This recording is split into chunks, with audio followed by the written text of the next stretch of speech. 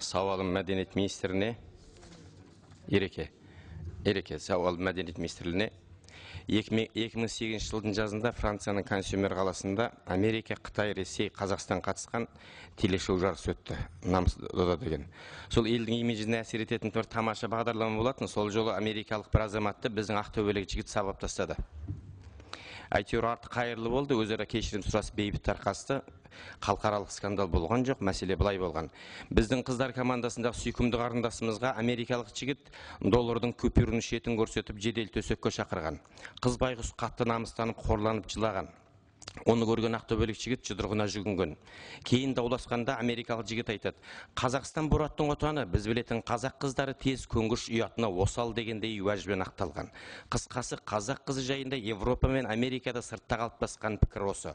Жуырда Ресей арналары Боратты орысшалап ТМД кеңістігіне тарататынын айтты. Мәудеген үкіметте жоқ, басқамызда жоқ. Борат біз туралы болғанмен біздің қатысуымызсыз шыққан фильм, сондықтан біздің қатысымыз болмаған соң бірдеңе деу қиын. Ал енді өнердің ішіндегі ең маңызды кино деді Ленин. Ол рас, кино арқылы мемлекеттер, елдер жайында түсінік пікір қалыптасады. Киносы арқылы Америка әлемді бір құтқарушы ел секілді. Үнді елі сыршыл, махаббатшыл ел. Ағылшындар кербез, Ресей қайсарда әділетті. Керек десеңіз, кейінгі Колчак туралы киноны қарасаңыз, Колчактан аяулы адам жоқ.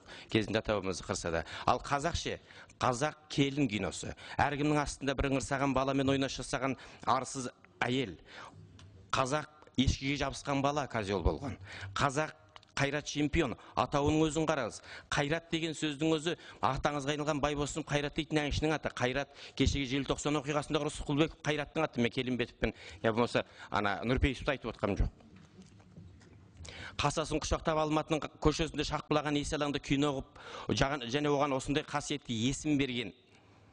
Бұл қандай жетесіздік деп кейде адам жаны шыжғырлады. Киносына қарасаң, қазақ лесбияндер мен қыз текелердің елі Қазақстан. Тура 16-17 желтоқсан тәуелсіздік күні Қайрат чемпионның авторы болған КТК телеарнасы келін киносын маңайында болып жатқан дауға қарамастан прайм-тайм уақытына қойды. Бұл деген былайша айтқан открытый вызов, тікелей шақыру, басыну, не істесеңдер, не айтсаңдар, оны айтыңдар, мен ойыма келген істейін деген сөз. Енді Наурыз мерекесінің қарсаңында Алматы Астана көшесінде аттың артына мінгізген қазақтың қызының бөтен ұлттың еркегінің құшағында балқып отырған суретті жарнамасы әр қадам сайын ілініп тұр. Тәуелсіздік күні тап осылай жарнамаланған жоқ. Наурыз осылай реклама жасалған жоқ. Ал сол жаңағы «Ирония любви» дейтін киноны көрсеңіз, жаныңыз тағы да шыжғырлады. Қазақтың қызы европалық жігіттің көмейін тілімен қоса суырып ала жаздап жабысады. Анауысы қашады, қазақтың қызы қуады. Қазақтың жігітіне қарамайды, әлі европалық жігітке жабыса түседі. Оған парықсыз көрермендер күледі. Намысы бар жігіттер кино алаңда жыларман болды. Кездейсоқ дейді біреусі. Неге бір басқа бір ұлттың қызы қазақтың жігітіне жабыспайды? Неге қазақтың қызы жабысады? Ал осындай, мынау Абайдың сөзі бар, сатып алса, сөз сатса, ол асылда аңдамас. Біләткенің баяқша, ер жақсысын таңдамас дейді. Менің сөзім емес, Абайдың сөзі. Гонорарын берсе кез келген киноға адам түсе береді, бірақ оны түсіріп отқан адамдар қайда қарайды? Рекламалардың сиқы мынау центр кредитінің рекламасы қарашы. Ана қазақтың қызына жабысып тұрған бөтен еркек. Бір рет кездейсоқ болады, екі рет кездейсоқ болады, үшінші ретте бұл заңдылыққа айналып бара жатыр. Кино өнер ғой дейді. Мен де өнерпазбын. Кинолар легі бүгін осындай. Анекдот та өнер. Анекдот та бір безобидный өнер сияқты. Алайда сол анекдоттардың кесірінен ғұлама Чукча, академик, профессор, данышман Чукча дейтін сөз қабылдана ма мысал үшін? Мына түрімен арлы, ибалы, асқақ қазақ қызы деген ұғымда қабылданбайтын болады. Кезінде фашистік Германияның идеологтарының бірі Гитлерге жолдаған хатында айтады: орыстарды жеңу мүмкін емес, олардың рухы асқақ. Өйткені оның дәлелі тұтқынға түскен славян қыздардың бәрі дерлік абыройы аман, арлары берік деген, девственница деген.